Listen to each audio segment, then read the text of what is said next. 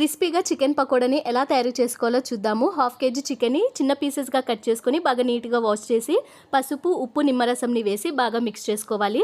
2 tea స్పూన్ల వరకు కారం పొడి, హాఫ్ టీ స్పూన్ మిరియాల పొడి, 1 టీ స్పూన్ ధనియాల పొడి, 2 టీ స్పూన్ల గరం మసాలా, 2 టీ స్పూన్ల వరకు ఫ్రెష్గా దంచిపెట్టిన అల్లం వెల్లుల్లి పేస్ట్ని వేసి బాగా మిక్స్ చేసుకోవాలి.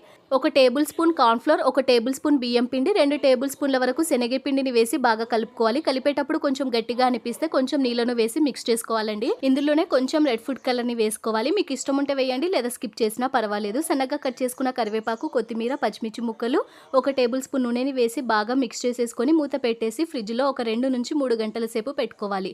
3 గంటల తర్వాత ఫ్రిడ్జ్లో నుంచి తీసి ఒకసారి బాగా మిక్స్ చేసుకొని బాగా వేడిగా ఉండే నూనెలో వేసుకొని మీడియం ఫ్లేమ్లో బాగా క్రిస్పీగా అయ్యేంత వరకు ఫ్రై చేసుకోవాలి. హై ఫ్లేమ్లో ఫ్రై చేస్తే ఇవి త్వరగా ఫ్రై అయిపోయి లోపల పచ్చిగా ఉండిపోతుంది. సో కాబట్టి మీడియం ఫ్లేమ్లో ఫ్రై చేయండి. సో అంతేనండి, సూపర్ క్రిస్పీగా ఉండే chicken pakoda ready. Thanks for watching.